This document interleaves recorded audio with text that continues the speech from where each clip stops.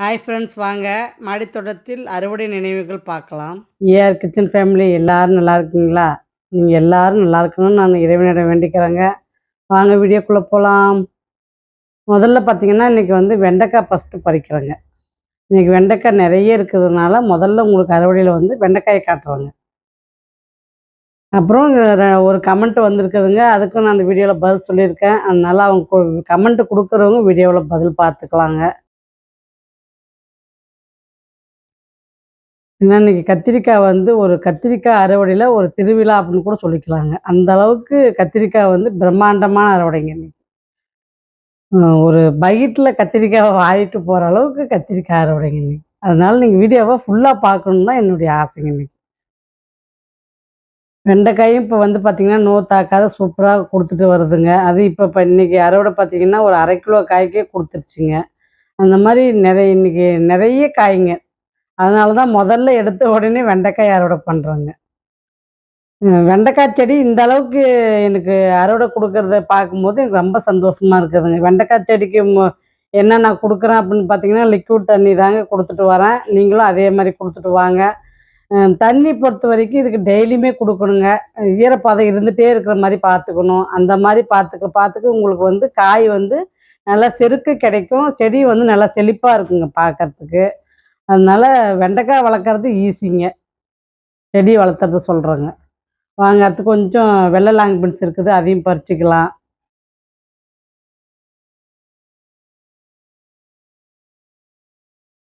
ஒரு கமெண்ட் வந்தது, என்ன கமெண்ட் கொடுத்துருக்காங்க அப்படின்னு கேட்டிங்கன்னா, முருங்கை வளர்ப்பை நீங்கள் கொஞ்சம் வீடியோவில் சொல்லுங்கள் அப்படின்ற மாதிரி கொடுத்துருந்தீங்க. முருங்கை செடி பொறுத்த வரைக்கும் பார்த்தீங்கன்னா, ஒரு கட்டிங்ஸ் வச்சும் வளர்த்தலாங்க, இல்லை விதை போட்டும் வளர்த்தலாங்க. அதில் பார்த்தீங்கன்னா நீங்கள் தண்ணி தாங்க அதுக்கு மெயினாக கொடுக்கறதுக்கு பார்த்து கொடுக்கணும். ஈரப்பதம் மேலே இருந்துச்சுன்னா தண்ணி கொடுக்க வேண்டாங்க. அதுவும் இல்லாத லிக்விட் தண்ணி முருங்கை செடிக்கு ஊற்றவே கூடாதுங்க. அதையும் நான் இந்த வீடியோவில் உங்களுக்கு முக்கியமாக சொல்லிடுறேன். ஏன்னா லிக்விட் தண்ணிக்கும் முருங்கைக்கீரைக்கும் செட் ஆகிறதில்லைங்க. அதனால் லிக்விட் தண்ணி கொடுக்குறவங்க முருங்கைக்கீரைக்கு கொடுக்க வேண்டாங்க, முருங்கைக்கீரைக்கும் அகத்திக்கீரைக்கும் கொடுக்க வேண்டாங்க. இந்த 2 கீரைக்கும் கொடுக்கும்போது என்ன ஆகுது அப்படின்னா, இலையெல்லாம் பழுத்து கொட்டிடுதுங்க. அதனால் லிக்விட் தண்ணி பொறுத்த வரைக்கும் பார்த்தீங்கன்னா, இந்த 2 கீரைக்கு மட்டும் கொடுக்க வேண்டாங்க. முருங்கைக்கீரைக்கு வெறும் பச்சை தண்ணி மட்டுமே போதுமானதுங்க. வேறு எதுவுமே அதுக்கு ஊற்றணும்னு அவசியம் இல்லைங்க. அதனால் மண்கலை மட்டும் நல்லா நீங்கள் எருவு கலந்து மண் மட்டும் நல்லா பதமாக வச்சுட்டிங்கன்னா, தண்ணி மட்டும் கொடுத்தாலே போதுமானதுங்க முருங்கை செடி பொறுத்த வரைக்கும். ஒரு 3 நாளைக்கு ஒரு டைம் தண்ணி கொடுத்தீங்கன்னாவே போதுங்க. டெய்லி கூட கொடுக்க வேண்டியது இல்லைங்க முருங்கை செடிக்கு. முருங்கை செடியை பொறுத்த வரைக்கும் நம்ம கட் பண்ணி வளர்க்கணுங்க. அப்படி வளர்க்கும் போது நம்மளுக்கு கீரைக்கு நம்ம வீட்டுக்கு அளவான கீரை நம்ம யூஸ் பண்ணிக்கலாங்க. காய்க்கு வளர்க்கணும்னு நீங்கள் நினச்சிங்கன்னா அது கொஞ்சம் பெரிய ப்ராசஸ்ன்னு தான் சொல்லுவோங்க. ஏன்னா அதில் எரிப்புழு கூலம் நிறைய ப்ராசஸ் இருக்குதுங்க. அதனால நான் பார்த்தீங்கன்னா கீரைக்கு மட்டும் வளர்த்துறேங்க. வாங்க கொத்தவரங்காய் பறிச்சுக்கலாம். நல்லா பெரிய செடியாகவே இருக்குங்க. திடீர்னு வாட்டம் கொடுத்துருங்க. இந்த கொத்தவரங்காயை பொறுத்த வரைக்கும் அது இருக்கதாங்க செய்யுது. நானுமே அதை ஒத்துக்குவேன். ஒரு சிஸ்டர் கமெண்ட்டில் கூட கேட்டிருந்தீங்க, இந்த மாதிரி என்னுடைய கொத்தவரங்காய் பூ வைக்கும்போது திடீர்னு வாடிடுச்சிங்க அப்படின்ற மாதிரி சொல்லியிருந்தீங்க. அவங்க கொடுத்த கமெண்ட்டும் இப்போ எனக்கு நடந்ததும் ஒன்றாயிடுச்சிங்க. அதாவது நடக்கதாங்க செய்யும். கொத்தவரங்காயை பொறுத்த வரைக்கும் அது யாராலுமே ஒன்றும் பண்ண முடியாதுங்க. ஏன்னா மண்ணுக்குள்ளே என்ன நடக்குதுன்றது நம்மளுக்குமே தெரியாதுங்க. அதனால் பார்த்திங்கன்னா செடி நல்லா வளர்ந்து நம்மளுக்கு காய் கொடுத்துச்சுன்னா பறிச்சிக்கலாங்க. அப்படி இல்லைன்னா புது விதையை நட்டு விட்டு வளர்த்திக்கலாங்க. இன்னும் என்ன பண்ணுறதுங்க. என்னை பொறுத்த வரைக்கும் நான் அப்படி தாங்க பண்ணிட்டு வரேன். செடி வாட்டம் கொடுக்குது, இல்லை செடி நல்லா வளரல அப்படின்னா நான் எடுத்துகிட்டு வேறு விதையை நட்டு விட்ருவேங்க. அதுக்கு வேண்டி நான் டைம் வேஸ்ட் பண்ண மாட்டேன். நாளை கடத்த மாட்டேன். நல்லா வளருன்னு அதை வளர்த்திட்டு கஷ்டப்பட மாட்டேங்க. அதனால தான் உங்களுக்கும் அந்த யோசனை நான் சொல்கிறேன். நல்லா கலக்கலன்னு வளர்கிற மாதிரி தெரிஞ்சிச்சுன்னா நல்லா வளர்த்துங்க. ரொம்ப செடி ரொம்ப பட்டு போகிற மாதிரி இருக்குது அப்படின்ற மாதிரி இருந்தால் ரொம்ப கஷ்டப்பட வேணாங்க. அதை எடுத்துகிட்டு நீங்கள் வேறு விதையை நட்டு வளர்த்துங்க. அதுதான் அதுக்கு ஈஸியாக சீக்கிரம் வளர்க்க முடியுங்க. கொத்தவரங்காய் பொருள் பார்த்திங்கன்னா ஒரு வாரத்துக்கு ஒரு 2 டைமாவது நம்ம சமையலில் கலந்துக்கணுங்க. ஒவ்வொரு காய்க்கும் அவ்வளோ ஒரு பெனிஃபிட்ஸ் இருக்குது, அவ்வளோ ஒரு சத்து இருக்குதுங்க. இந்த கொத்தவரங்காயில் பார்த்திங்கன்னா கலோரியே கிடையாதுங்க. அந்த அளவுக்கு வந்து ஃபைபர் சத்து நிறைஞ்ச காய்ங்க. அதனால வாரத்துல ஒரு 2 நாளாவது நாம வந்து சாப்பிடணுங்க. பாருங்க எப்படி செடியில அப்புறம் காய் வச்சுட்டு போயிருக்குது பாருங்க. வீடியோவுக்கு நல்லா ஆதரவு கொடுத்த அத்தனை உள்ளவங்களுக்கும் ரொம்ப ரொம்ப நன்றிங்க. இதே மாதிரி தொடர்ந்து எனக்கு சப்போர்ட் பண்ணுங்க. சப்ஸ்கிரைப் பண்ணிட்டு பாருங்க.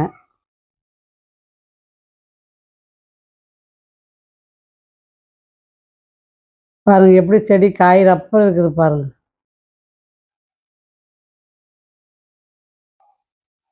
நல்லா நீள நீளமா நல்லா இருக்குதுங்க காய். ஆனா பார்க்கறதுக்கும் சரி, அந்த ஃப்ரெஷ்னஸும் சரி நல்லா இருக்குது. காலைல ஒரு 10 காய் போட்டு நீங்க வந்து ஒரு ஜூஸ் மாரி இத அடிச்சு குடிக்கலாங்க. அதனால இது அவ்வளோ உடம்புக்கு நல்லதுங்க. பாருங்க ஒரு ஒரு செடியிலே இவ்வளோ காய் இருக்குது பாருங்க. சரி வாங்க அடுத்து வந்து நம்ம கத்திரிக்காய் பறிச்சுக்கலாம். பாருங்க எவ்வளோ பெரிய குண்டு கத்திரிக்காய் பாருங்க. விதைக்குமே ஒரு கத்திரிக்காய் விட்டுட்டுக்கிறேங்க. அத பெருசா ஆயிடுச்சுங்க. நான் பார்க்கல. பெருசா ஆயிடுச்சு. சரி இருக்கட்டும் விதைக்குன்னு அப்படியே விட்டுட்டேங்க. திங்கட்கிழமை போட்ட வீடியோவுக்கு நல்ல ஆதரவு கொடுத்த அத்தனை உள்ளவங்களுக்கும் ரொம்ப ரொம்ப நன்றிங்க. வாங்க கேள்வி நேரங்க இது. வெண்டைக்காய் எவ்வளோ கிலோ நான் பறித்தேன் அப்படின்னு நான் சொன்னேன் அப்படின்றது தாங்க கேள்வி. கரெக்டான ஆன்சரை சொல்லுங்கள். விதையை வெல்லுங்க. புது ஆளுங்களுக்கு வாய்ப்புங்க. விதை வாங்கினவங்களுக்கு மறுபடியும் நான் செக்ஷன் பண்ண மாட்டேங்க. புது ஆளுங்களுக்கு தாங்க மறுபடியும் விதையை நான் வந்து செக்ஷன் பண்ணி கொடுப்பேன். அதனால் விதை வாங்காதவங்களுக்கு முன்னுரிமை கொடுக்குறேங்க. அதனால் விதை வாங்காதவங்க முன்னாடி வந்து கமெண்ட் கொடுங்க. பாருங்கள் எவ்வளோ சூப்பராக இருக்குது பாருங்கள் கத்திரிக்காய். வாங்க அடுத்து வந்து வரிநில கத்திரிக்காய் கட் பண்ணிக்கலாம். இதுவுமே பார்த்தீங்கன்னா புது செடியுமே நம்ம வளர்ச்சிட்டோங்க. ஒரு 3 செடி இருக்குதுங்க. புது செடியிலையுமே நீல வரி கத்திரிக்காய் 3 செடி இருக்குதுங்க. பரவாயில்லைங்க. இந்த கத்திரிக்காய் ரகம் வந்து நம்மக்கிட்ட எனி டைம் இருந்துகிட்டே இருக்கிறது எனக்கு ரொம்ப சந்தோஷமாக இருக்குதுங்க. ஏன்னா எனக்கு இது ரொம்ப பிடிச்ச கத்திரிக்காய்ங்க. என்னுடைய ஃபேவரட்னு சொல்லலாங்க இதை. பாருங்க செடியும் உங்களுக்கு அப்படியே காமிச்சிட்டே நான் வந்து கத்திரிக்காய் பறிக்கிறேன்.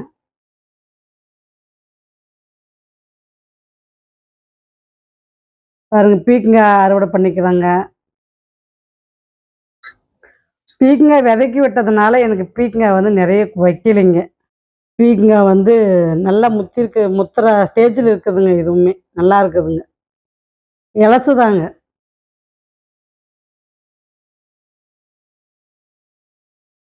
சக்கரவள்ளி கிழங்கு 2 பேக்கில் சூப்பராக வளர்ந்துட்டு வருதுங்க. அதுவுமே நான் மாடி தோட்டத்தில் ஃபஸ்ட் டைம் வைக்கிறேங்க.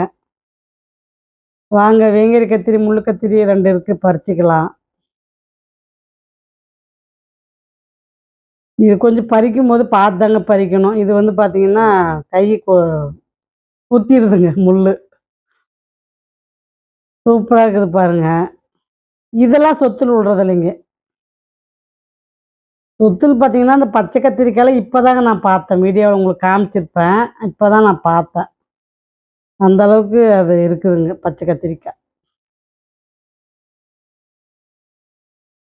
செடிங்க ஆனால் நல்லா இருக்குதுங்க. கத்திரிக்காய் செடிலாம் இன்னுமே பூ பிஞ்சும் நிறைய வைக்குதுங்க. நம்மளுக்கு இன்னுமே அறுவடை வந்து ஜாஸ்தி தான் ஆகுமே தவிர குறையாதுங்க. இன்னும் ஒரு 2, 3 அறுவடைக்கு நல்லா ஜாஸ்தியாக அறுவடை பண்ணலாங்க. அதுக்கப்புறம் தான் கொஞ்சமாக குறையுங்க. நம்ம சத்து எந்த அளவுக்கு கொடுக்குறோமோ அந்த அளவுக்கு காய் கொடுத்துட்டே இருக்குங்க. வாங்க அடுத்து வந்து வெள்ளை கத்திரிக்காய் பறிச்சுக்கலாம். வெள்ளையில் நீட்ட கத்திரிக்காய்ங்க இது. ஆனால் உண்மையிலே இந்த வெள்ளை கத்திரிக்காய் பார்த்தீங்கன்னா கட் பண்ணும்போது அப்படியே முள்ளங்கி மாதிரியே இருந்ததுங்க. விதையே முத்தலை, அதாவது முத்தவே இல்லைங்க. அவ்வளோ பிஞ்சாக இருந்ததுங்க. இது விட்டா இன்னும் கொஞ்சம் கூட பெருசாகும் போல இருக்குதுங்க. அவ்வளோ ஒரு நல்லா இருந்ததுங்க. எனக்கு பார்க்கறதுக்கும் சரி சாப்பிட்றதுக்கும் சரி நல்லா இருந்ததுங்க டேஸ்ட். சூப்பராக இருக்குது பாருங்க வெள்ளை நீட்டு கத்திரிக்காய்.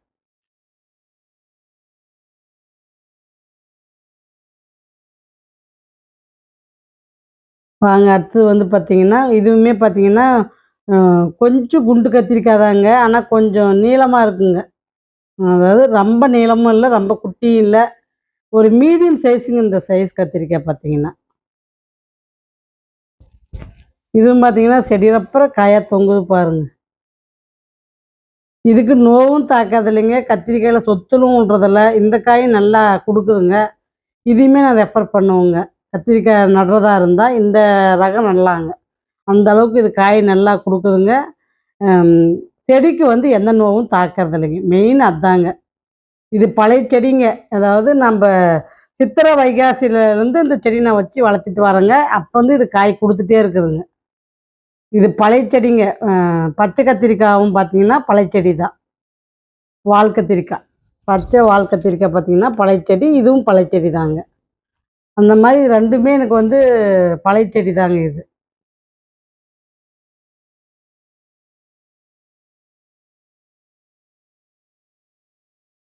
அடுத்து வந்து ஒரு செர்ரி பழம் இருக்குதுங்க. அதையும் பறிச்சுக்கலாம். ஒரு கத்திரிக்காய் பாருங்க, குண்டு கத்திரிக்காயும் ஒன்று இருக்குது, பறிச்சுக்கலாம். இது பாருங்க கண்ணங்கரேன்னு இருக்கிறத விட கொஞ்சம் லைட் கலராக இருக்குதுங்க. அதாவது மெரூன் கலராக இருக்குது பாருங்க.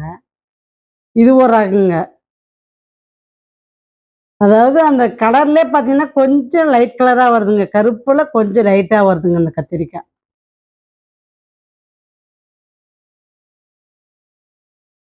ஆனால் அந்த நீலவரி கத்திரிக்காய் செடி பார்த்தீங்கன்னா நல்லா குரோத் வந்து பார்த்தீங்கன்னா சூப்பராக ஆகுதுங்க. கத்திரிக்காய் நிறைய கொடுக்குதுங்க. இதுவும் பார்த்தீங்கன்னா பழைய செடி தாங்க எனது. இதுவும் சித்திரை மாதம் வச்ச செடி தான்.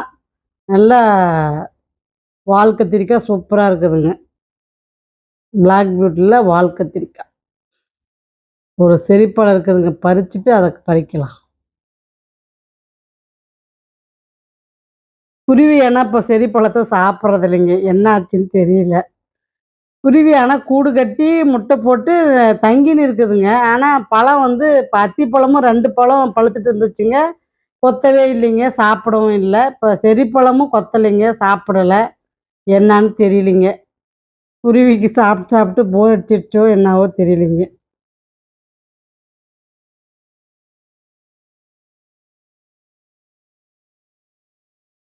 இதுவும் பார்த்தீங்கன்னா ஒரு 1/2 அடி இருக்குதுங்க. அவ்வளோ நீளம் இருக்குதுங்க இந்த கத்திரிக்காய். எவ்வளோ சூப்பராக இருக்குது பாருங்க.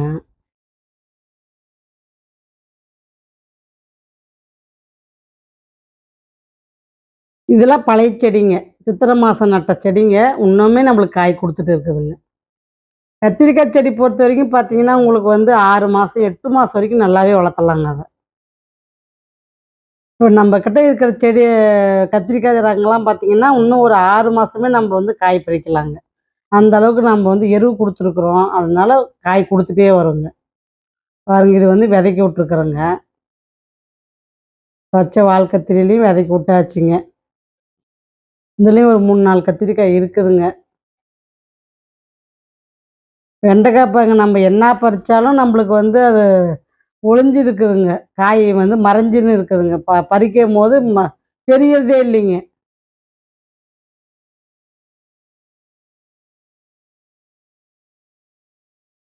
எப்படி தேடி பறிச்சாலுமே இந்த வெண்டைக்காய் வந்து எனக்கு மிஸ் ஆயிடுதுங்க.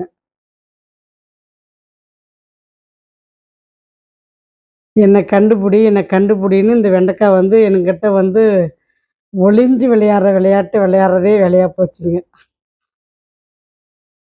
வாங்க ஒரு பாவக்காய் பறிச்சுக்கலாம். இது ஆனா ஒரு பூச்சி கொஞ்சம் கடிச்சிருச்சுங்க பாவக்காய. இன்னும் பிஞ்சு இருக்குதுங்க. அடுத்த தடவை அறுவடைக்கு நிறையவே நம்ம பாவக்காய் அறுவடை பண்ணலாங்க. வாங்க அடுத்தது வந்து பாலக்கீரை பறிச்சுக்கலாம். பாலக்கீரையிலையும் பார்த்தீங்கன்னா பருப்பு தோசை செய்வோங்க. பாலக்கீரை அந்த முள்ளங்கியினுடைய லீஃபு எல்லாம் வந்து முள்ளங்கி லீஃபு தாங்க அதிகமாக நான் போட்டு பருப்பு தோசை செய்வேன்.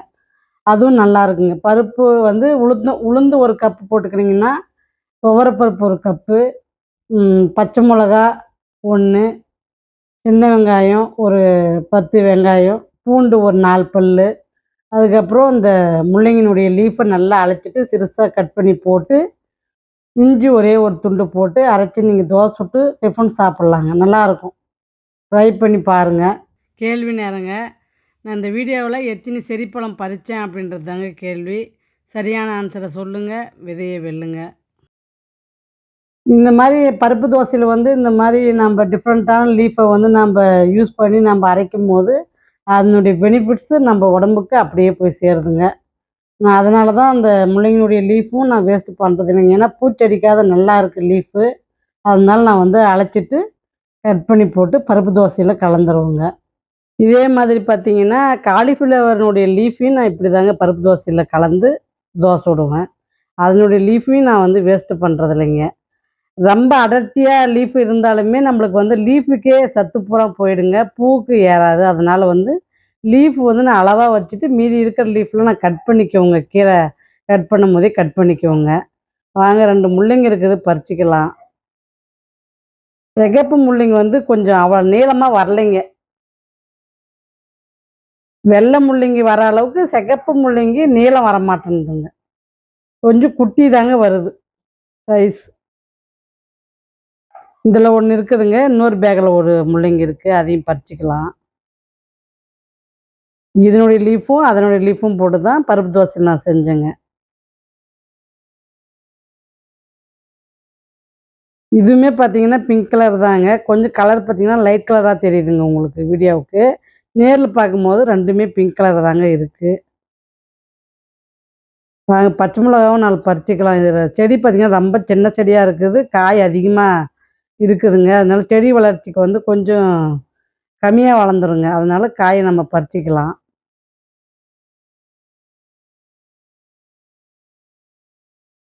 வீடியோ எடுக்கவே ஆஃபீஸுக்கு டைம் ஆகி போச்சுன்னு அவர் கிளம்பிட்டாருங்க. ஒரு கையில செல்ல புடிச்சுன்னு, ஒரு கையில அறுவடை பண்ற மாரி ஆயிப்போச்சுங்க. அதாவது இந்த அறுவடை பண்றதுக்கும் எனக்கு ஆள் இல்லாத அளவுக்கு ஆயிப்போச்சுங்க. அறுவடை பண்ணி வீடியோக்கு போடலான்னா கூட இப்ப எனக்கு டைம் இல்ல. டைமுக்கு இருந்துச்சுன்னா ஆள் இல்ல.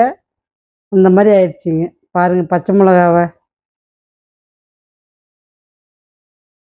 வாங்க அறுவடைய பார்க்கலாம். பச்சை மிளகா, பீர்க்கங்கா, வெள்ளை லாங் பீன்ஸு, பாவக்காய் 1 இருக்கு. முள்ளங்கி 2 இருக்குதுங்க. இன்னைக்கு வந்து உங்களுக்கு தரையிலே கத்திரிக்காய் ரகத்த வந்து அடுக்கி காமிச்சிருக்கிறேங்க பாருங்க. ஏன்னா தட்டுல இடம் புடிக்கலைங்க. அதனால நான் தரையிலே அடுக்கிட்டேன். பாருங்க எவ்வளோ சூப்பரா இருக்குது பாருங்க. நீலவரி கத்திரிக்காயே நம்மளுக்கு 1 கிலோ அளவுக்கு வருங்க. அந்த அளவுக்கு காய் இருக்குது பாருங்க. இதனுடைய சைஸ் பாருங்க எவ்வளோ பெருசு இருக்குது. இதிலே பார்த்தீங்கன்னா 3 காய் இருக்குதுங்க. 3 காயுமே 1/2 கிலோவுக்கு மேல வருங்க. அந்த அளவுக்கு காய் இருக்குது பாருங்க. ஒவ்வொரு காயுமே நம்மளுக்கு 1/2 கிலோவுக்கு மேல வர்றதுனால நம்மளுக்கு வந்து 10 கிலோவுக்கு அளவுக்கு நம்மளுக்கு வந்து அறுவடை இருக்குதுங்க. உங்களுக்கு கடைசியா நான் வந்து வீட்டுக்கு எடுத்துட்டு போம்போது பக்கெட்ல அள்ளி எடுத்துட்டு போனேங்க. அதையும் உங்களுக்கு இதில காமிச்சிருக்கேன் பாருங்க. இது நான் ரகத்த ஒவ்வொரு ரகமா அப்படியே தனித்தனியா பிரிச்சு அடுக்கி விட்டுட்டுருக்கிறேங்க.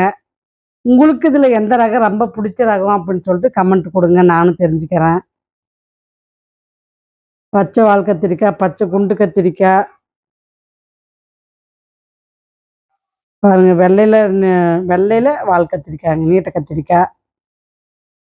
அடுத்தது வெண்டைக்காய் பாருங்க. 1/2 கிலோ அளவுக்கு இருக்குது பாருங்க வெண்டைக்காய். ஒரு செரிப்பழம். உண்மையிலேயே எனக்கு இந்த அறுவடை பார்க்கும்போது ஒரு பிரம்மாண்டமா தாங்க எனக்கு இருந்தது. கொத்தவரங்காய் பாருங்க. 3 வகை கொத்தவரங்காயும் உங்களுக்கு தட்டுல அடுக்கி விட்டுருக்கேன். அதுவுமே உங்களுக்கு வந்து 3/4 கிலோக்கே வருங்க. அந்த அளவுக்கு காய் இருக்குது. கீரை பார்த்தீங்கன்னா, ஒரு தட்டு நிறைய பாலக்கீரை இருக்குது பாருங்க. இது மாரி நான் ஃபர்ஸ்ட்டு அறுவடை இது மாரி பண்றேங்க. இவ்வளோ ரகம் கத்திரிக்காய், இவ்வளோ இத்தனி கிலோ 10 கிலோ அளவுக்கு நம்மளுக்கு அறுவடை குடுத்துருக்குதுங்க. இதுதான் ஃபர்ஸ்ட் டைம்ங்க நான் அந்த மாரி அறுவடை பண்றது. அத உங்களுக்கு காட்டும்போது எனக்கு ரொம்ப சந்தோஷமா இருக்குதுங்க. இத பார்த்துட்டு நீங்களும் ரொம்ப சந்தோஷப்பட்டீங்கன்னா, எனக்கு ரொம்ப சந்தோஷமா இருக்குங்க. எப்படி இருக்குதுன்றத கமெண்ட் குடுங்க. பாருங்க எப்படி அறுவடை இருக்குது பாருங்க. சந்தையில கூறு கட்டி காய் விக்கிற மாதிரி இருக்குது பாருங்க. சந்தைக்கு போய் காய வாங்குற மாரி இருக்கு தெரியுதுங்க எனக்கு. ஏன்னா, அங்க தான் இந்த மாரி ரகரகமா கத்திரிக்காய் இருக்கும். காய்ங்க அடுக்கி வச்சிருப்பாங்க. அந்த மாரி இருக்குங்க. ஆனா, இன்னைக்கு என்னுடைய மாடியில இந்த காய்ங்கலாம் பார்க்கும்போது எனக்கு ரொம்ப சந்தோஷமா இருந்ததுங்க.